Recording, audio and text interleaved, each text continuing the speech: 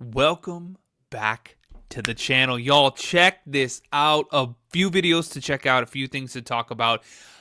First up, DOJ releases Hunter Biden report, like a scathing report about Hunter Biden. Crazy as hell. Then I saw this one talking about, are people in California waking up? And it says there's going to be a new crowd of leaders in California. Let's talk about that. And then Pete Hegseth, he's ripping the media, saying that it was a coordinated smear campaign at his confirmation hearing.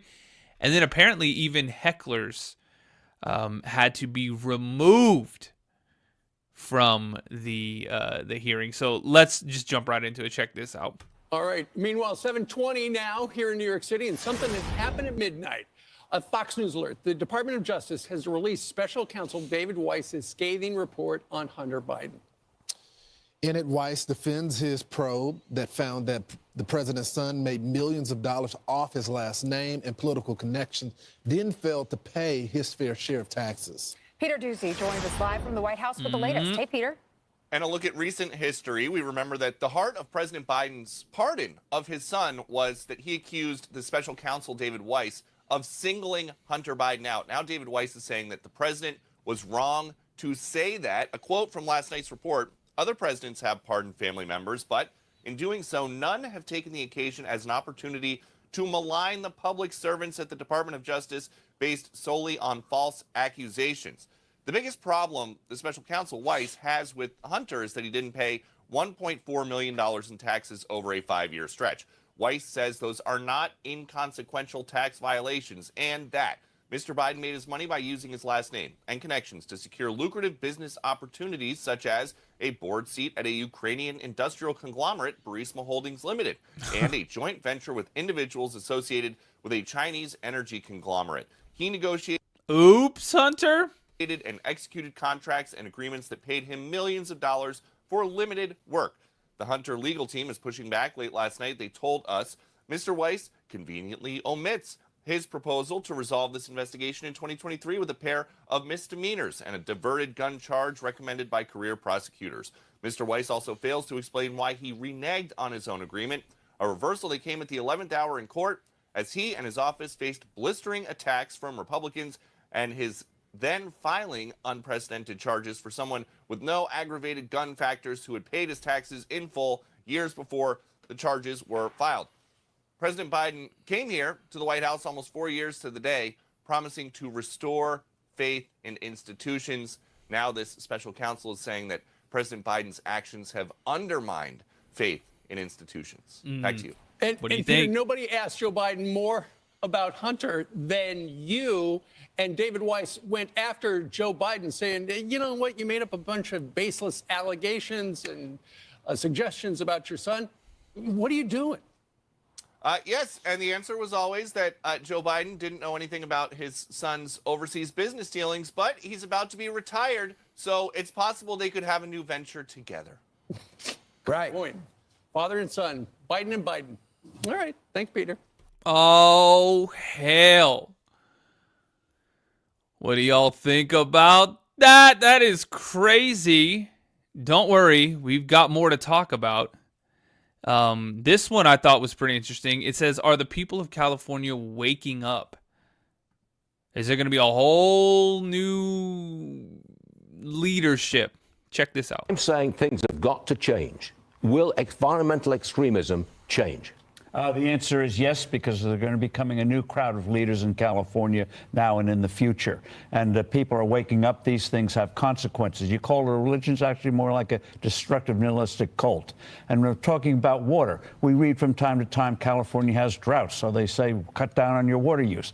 Fact of the matter is 10% of the annual average rainfall in California goes for commercial and residential uses, 40% for farming, 50% gets flushed out into the Pacific Ocean for nonsense like the smelt. That is just absolutely massive self-destruction. And we've seen the consequences of it. That is crazy as hell, y'all. Half? Did he just say half goes into the Pacific Ocean? Just absolutely massive out into the Pacific Ocean for farming. 50% gets flushed out in 50% into the Pacific Ocean for nonsense like the smelt. That is just absolutely massive self-destruction. And we've seen the consequences of it, and consequences do have consequences. There's going to be a change in California, finally, after years of idiocy. It's going to change. Good. All right, Steve. Senator Elizabeth Warren wrote an op-ed in the He said after years Wall Street Journal. Quote, of if idiocy. Trump wants to unrig the economy, I'm in, end quote. What does she mean by unrig the economy? And how come a socialist, because that's what she is agreeing with Trump? Well, it's like Karl Marx wearing an Adam Smith mask. Nice try, but it doesn't work. All it means is actually more government intervention. She says she wants the government to work with local communities to reduce red tape. The government creates red tape. Doesn't need the federal government coming in. Wants the federal government to help with housing. Hey, they can't even build EV recharging stations. So this is just a disguise of trying to get in the tent and push modern socialism in the name of capitalism. Old game. She wants inside the tent. The tent is now being built and formed by Donald Trump, and she wants to be inside it because otherwise she's irrelevant. And they give it to the left. There's quite a few people. There's quite a few people that you would never think started coming out saying all these things.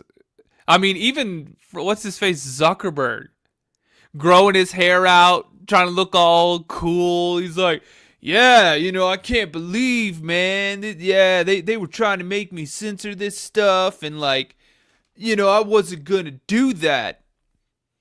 Even though I did that. Or whatever the hell he was saying. I have no idea. But it is crazy as hell. Crazy as hell. They always try to find ways to stay in the game. They get set back, and then they keep fighting back. And this is just an example of it. I'm Adam Smith. No, you're not. Not going to work. I'm dying to hear Mr. Trump's response. Damn. All right, check this one out, too. I saw that they were talking about Pete Hegseth in his confirmation hearing. He said they're out to destroy me with the smear campaign. Check this out. Have endured criticism of your nomination since it was announced in November. Let's get into this allegation about sexual assault, inappropriate workplace behavior, alcohol abuse, and financial mismanagement during your time as a nonprofit executive.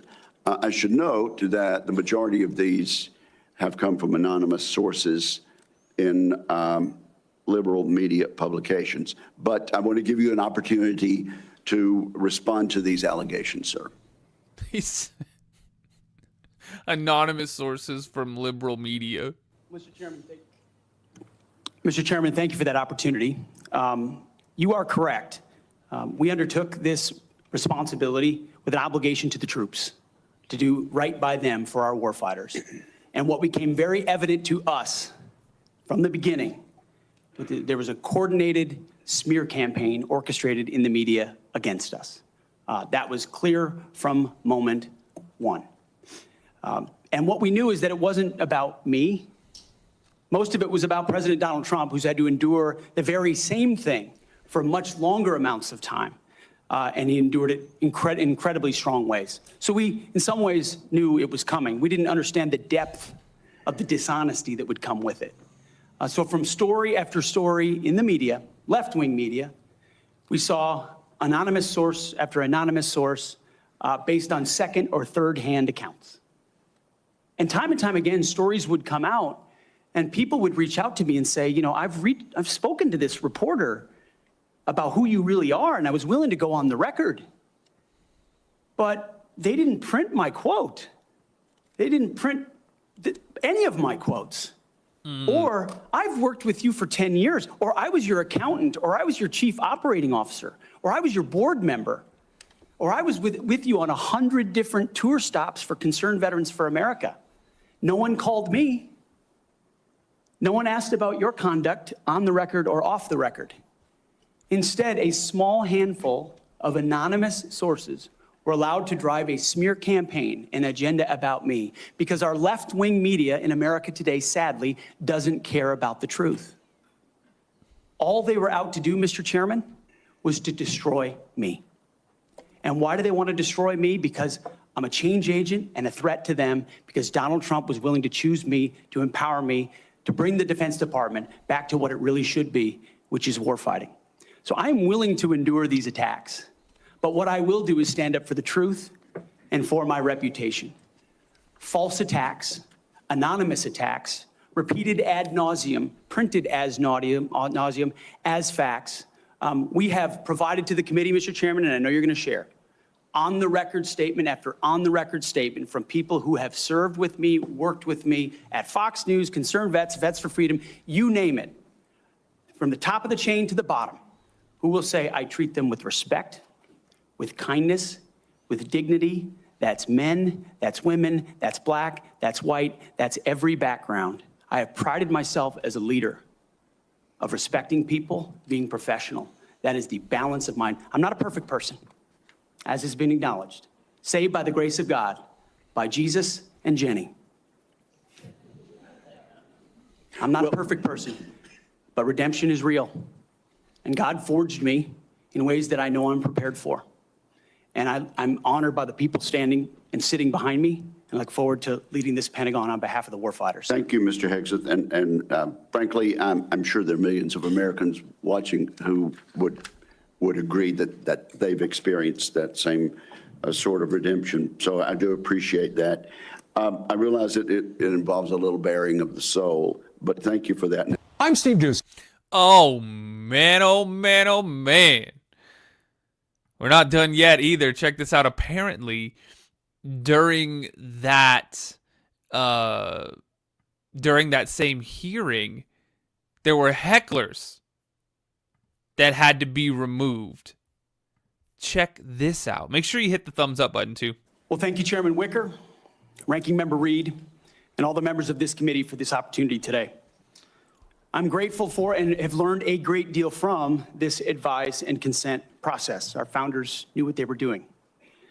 Should I be confirmed, I look forward to working with this committee, senators from both parties, to secure our nation. I want to thank the former senator from Minnesota, Norm Coleman, for his mentorship and friendship in this process. And the incoming National Security Advisor, Congressman, and more importantly for our purposes, Colonel Mike Waltz, for his powerful words. I'm grateful to them both. Thank you to my incredible wife, Jennifer, who has changed my life and been with me throughout this entire process. I love you, sweetheart, and I thank God for you. And as Jenny and I pray together every morning, all glory, regardless of the outcome, belongs to our Lord and Savior, Jesus Christ. His grace and mercy abounds each day. May his will be done. Thank you to my father, Brian, and mother, Penny, as well as our entire family, including our 7 wonderful kids, Gunnar, Jackson, Peter Boone, Kensington, Luke, Rex, sorry, it's a lot of them, and Gwendolyn. Their future safety and security is in all of our hands. And to all the troops and veterans watching and here in the room, Navy SEALs, Green Berets, soldiers, pilots, sailors, Marines, Gold Stars, and more, too many friends to name. Officers, enlisted, black and white, young and old, men and women, all Americans, all warriors. This hearing is for you. Thank you for figuratively and literally having my back. You are a misogynist. Not only that, you are a Christian Zionist. And support the war in Gaza by the Zionists. I want to thank the authorities for their swift reaction to that outburst and state that similar interruptions will be treated in like manner. Mr. Hegseth, you may continue. Well, as I'll say again, thank you for figuratively and literally having my back. I pledge to do the same for all of you. That is crazy. So that dude got up and got the hell out of there real quick. It's an honor to come before this committee today as President Donald Trump's nominee for the office of Secretary of Defense. 2 months ago, 77 million Americans gave President Trump a powerful mandate for change, to put America first, at home and abroad. I want to thank President Trump for his faith in me and his selfless leadership for our republic. The troops have no better commander-in-chief than Donald Trump. As I've said to many of you in private meetings, when President Trump chose me for this position, the primary charge he gave me was to bring the warrior culture back to the Department of Defense. He, like me, wants a Pentagon laser-focused on lethality, meritocracy, warfighting, accountability, and readiness.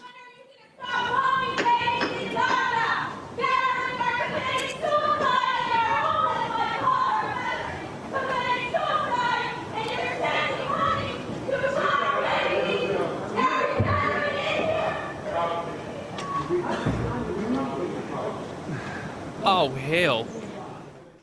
You may continue, sir. Returning the Pentagon back to warfighting, that's it. That's my job. Mr. Hegseth, suspend your remarks. Let me just say this. The Capitol Police are going to remove immediately individuals that are disrupting the hearing. I see a pattern attempted to be inflicted on the committee, and we're simply not going to tolerate that. You may proceed. To bring back warfighting, if confirmed, I'm going to work with President Trump and this committee to, one, restore the warrior ethos to the Pentagon and throughout our fighting force.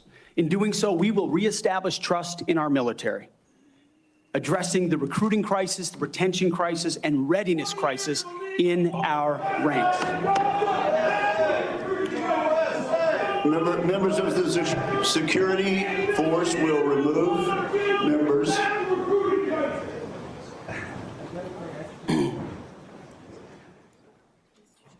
Three of them already? Mr. Hegseth, you may.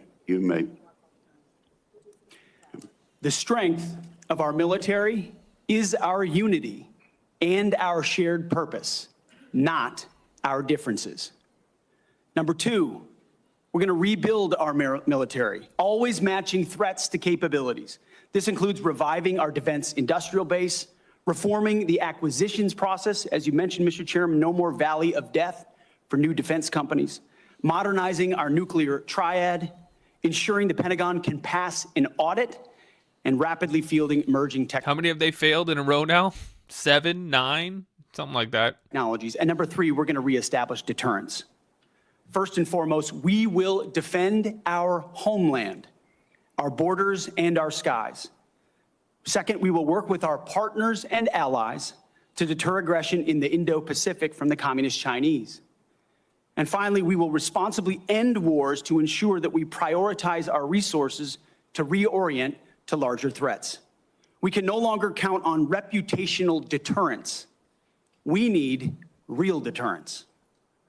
The Department of Defense under Donald Trump will achieve peace through strength. And in pursuing these America First national security goals, will remain patriotically apolitical and stridently constitutional. Unlike the current administration, politics should play no part in military matters. We are not Republicans. We are not Democrats. We are American warriors. Our standards will be high and they will be equal, not equitable. That's a very different word. We need to make sure every warrior is fully qualified on their assigned weapons system, every pilot's fully qualified and current on the aircraft they are flying, and every general or flag officer is selected for leadership or promotion purely based on performance, readiness, and merit. Leaders at all levels will be held accountable, and warfighting and lethality and the readiness of the troops and their families will be our only focus. This has been my focus ever since I first put on the uniform as a young Army ROTC cadet at Princeton University in 2001. I joined the military because I love my country and felt an obligation to defend it. I served with incredible Americans in Guantanamo Bay, in Iraq, in Afghanistan, and on the streets of Washington, D.C., many of which are with me here today. This includes enlisted soldiers I helped become American citizens, and Muslim allies I helped immigrate from Iraq and Afghanistan. Because when I took off the uniform, my mission never stopped. Now, it is true and has been acknowledged that I don't have a similar biography to defense secretaries of the last 30 years. But as President Trump also told me, we've repeatedly placed people atop the Pentagon with supposedly the right credentials, whether they are retired generals, academics, or defense contractor executives. And where has it gotten us? He believes, and I humbly agree, that it's time to give someone with dust on his boots the helm.